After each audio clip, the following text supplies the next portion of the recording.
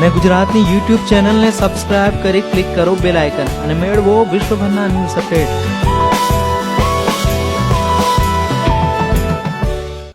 આ છે અંકલેશ્વરના જીઆઈડીસી વિસ્તારમાં રહેતો જયદીપસિંહ દિલીપસિંહ ચૌહાણ। તેણે શિક્ષણ ક્ષેત્રે પોતાના પરિવારનું જ નહીં ભરૂચનું પણ નામ રોશન કર્યું છે।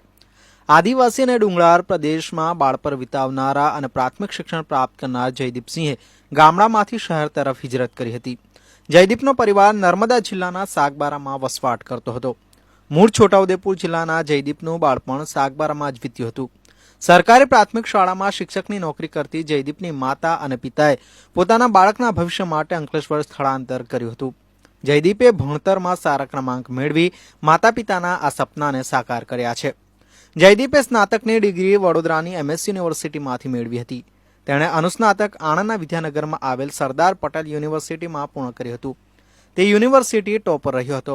તેણે ઇન્કમટેક્સ વિષયમાં ઓલ ટાઈમ હાઈએસ્ટ માર્ક મેળવ્યા હતા। જયદીપે સૌથી અઘરી કહેવાતી અને રાષ્ટ્રીય સ્તરે લેવાતી ICWAની પરીક્ષામાં ભરૂચમાં હાઈએસ્ટ અને રાજ્યભરમાં 7મો ક્રમાંક મેળવી જિલ્લાનું અને પોતાના પરિવારનું ગૌરવ વધાર્યું છે। એટલું જ નહીં, આ પરીક્ષામાં તેણે દેશમાં 47મો ક્રમ હાંસિલ કર્યો હતો। જયદીપ ભરૂચ જિલ્લાના ઇતિહાસમાં ICWAનો પ્રથમ વિદ્યાર્થી છે। જયદીપ સમાજ સેવામાં પણ સંકળાયેલો છે। આદિવાસી અને પછાત વિસ્તાર ગણાતા નેત્રંગ અને સાગબારા તાલુકાના ગામડાઓમાં ગરીબ અને પછાત વર્ગના બાળકોને વિવિધ પરીક્ષા અને સરકારી નોકરી મેળવવા માટે જરૂરી માર્ગદર્શન પૂરું પાડવા કેરિયર ગાઈડન્સના સેમિનારનું આયોજન કરે છે। અત્યાર સુધી તેણે 3000થી વધારે વિદ્યાર્થીઓને માર્ગદર્શન પૂરું પાડ્યું છે। જયદીપે પર્યાવરણ ક્ષેત્રે પણ પોતાનું નોંધપાત્ર યોગદાન આપ્યું છે। તેણે 5000 જેટલા લીમડા અને જાંબુના બિયાનું વાવેતર કર્યું છે। શિક્ષણમાં સર્વશ્રેષ્ઠ પરીક્ષાર્થી બની જયદીપે ન માત્ર પોતાના પરિવારનું પણ ભરૂચ જિલ્લાનું પણ ગૌરવ વધાર્યું છે।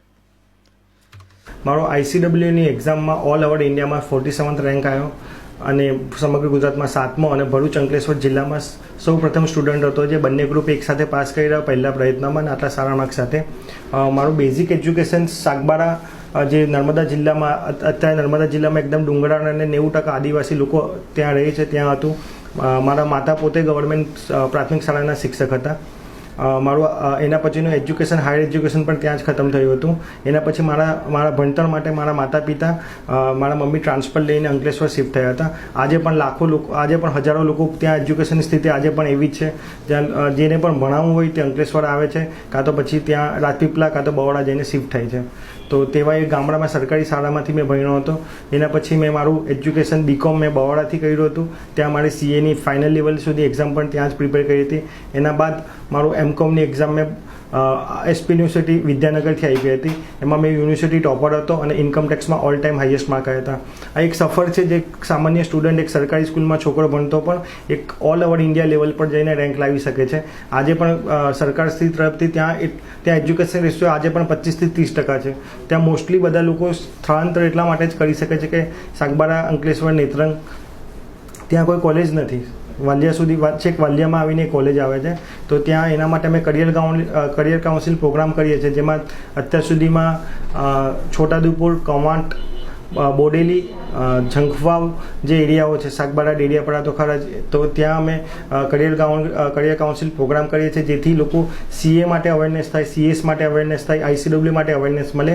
અને એના સિવાય સરકારી વિભાગમાં આદિવાસી છોકરાઓ, આદિવાસી બાળકો જે એક્ઝામ્સ જે એ લોકોના માટે મતલબ આજે પણ એવા વિસ્તાર છે જ્યાં 7 કિલોમીટર 8 કિલોમીટર લોકો ચાલીને આવે છે।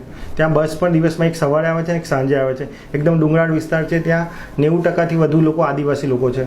જ્યાંના કોઈ શિક્ષણની વ્યવસ્થા છે, જ્યાં આજે પણ ત્યાં એક કોલેજ નથી સારી।